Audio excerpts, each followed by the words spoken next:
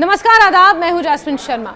बात करेंगे यासिन मलिक के हलफनामे की, जो हाल ही में सामने आया है, जिसमें एक सनसनीखेज खुलासा हुआ है। जम्मू और कश्मीर लिबरेशन फ्रंट यानी कि JKLF के खूंखार आतंकी और टेरर फंडिंग केस में उम्र कैद की सजा काट रहा यासिन मलिक ने एक सनसनीखेज दावा किया है।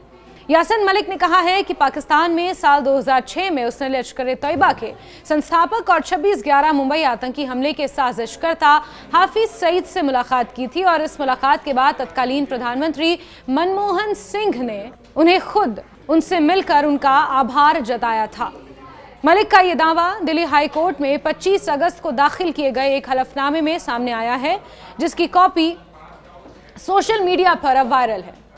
इसमें मलिक ने कहा कि पाकिस्तान में उनकी हाफिज सईद से मुलाकात उनका निजी निर्णय नहीं था, बल्कि वरिष्ठ भारतीय खुफिया अधिकारियों के कहने पर यह मुलाकात हुई और ये मुलाकात भारत पाकिस्तान के बीच चल रही बैक चैनल शांति प्रक्रिया का हिस्सा थी। यासिन मलिक ने अपने बयान में इंटेलिजेंस ब्यूरो यानी कि IB की उस कथित भूमिका का भी उल्लेख किया है जो उन्हें इस मुलाकात के लिए प्रेरित करने में सामने आई थी।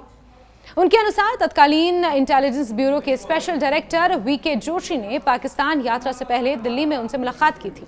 ये मुलाकात साल 2005 के कश्मीर भूकंप की तबाही के बाद हुई थी। यासिन मलिक का यह भी कहना है कि VK जोशी ने उनसे कहा था कि इस मौके का उपयोग केवल पाकिस्तान के राजनीतिक नेतृत्व से ही नहीं, बल्कि आतंकवादी नेताओं से भी बातचीत करने में किया जाए।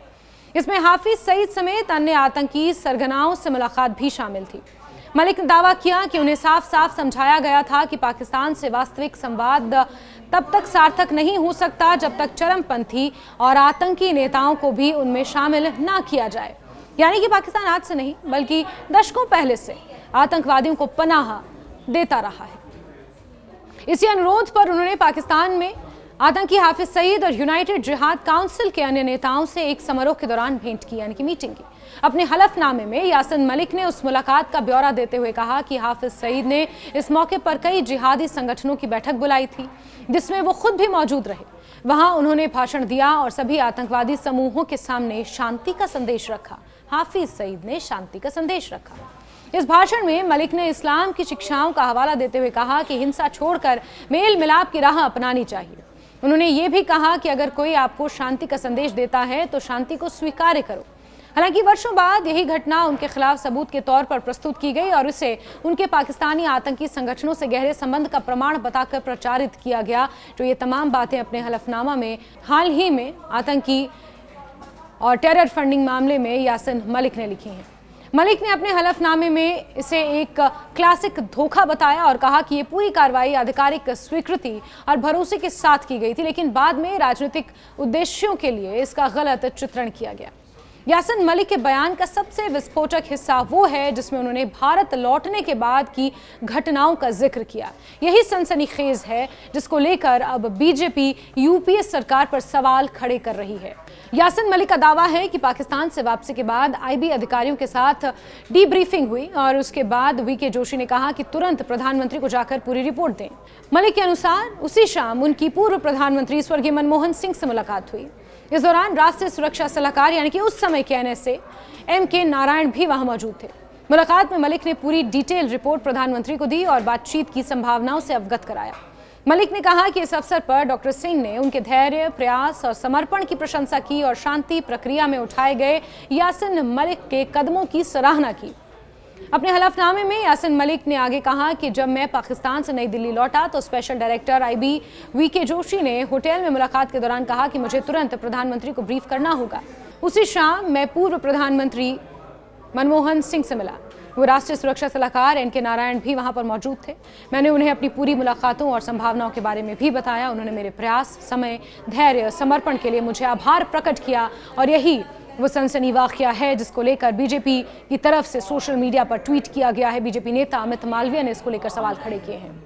वहीं पूर्व प्रधानमंत्री स्वर्गीय मनमोहन सिंह के साथ अपनी उस तस्वीर पर भी मलिक ने बात की जिसमें दोनों हाथ मिलाते नजर आते हैं। इस पर उन्होंने कहा कि मनमोहन सिंह ने उनसे मुलाकात के समय बिना किसी हिचकिचाहट के कहा, मैं आपको कश्मीर में अहिंसक आंदोलन का पिता मानता हूं। ये बयान देश की राजनीति में बड़ा धमाका साबित हो सकता है, क्योंकि ये संदेश देता है कि एक ओर भारतीय खुफिया और सरकार आतंकियों की बातचीत करवाती है, वहीं दूसरी ओर उन्हीं घटनाओं को उनके आतंकवाद से नजदीकी के तौर पर प्रचारित किया गया।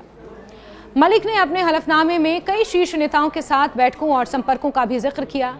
इसमें उन्होंने पूर्व प्रधानमंत्री अटल बिहारी वाजपेयी, सोनिया गांधी, पी चिदम्बरम, IK गुजराल और राजेश पटेल से अनेक मुलाकातों और चर्चाओं की विस्तृत जानकारी दी।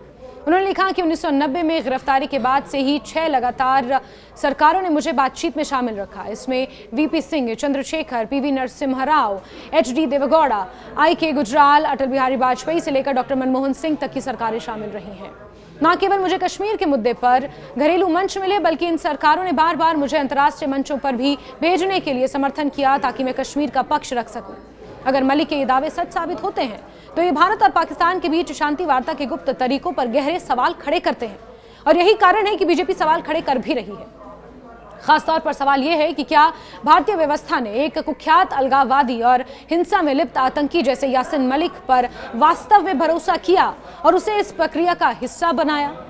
सबसे अहम और गंभीर दावा यह भी है कि भारतीय प्रधानमंत्री ने कथित तौर पर उसे धन्यवाद दिया। ये दावे हालांकि यासिन मलिक ने अपने हलफनामे में किए हैं। इसके पीछे की क्या सच्चाई है, इसकी पुष्टि न्यूज़ 18 नहीं करता, ये वीडियो नहीं करता।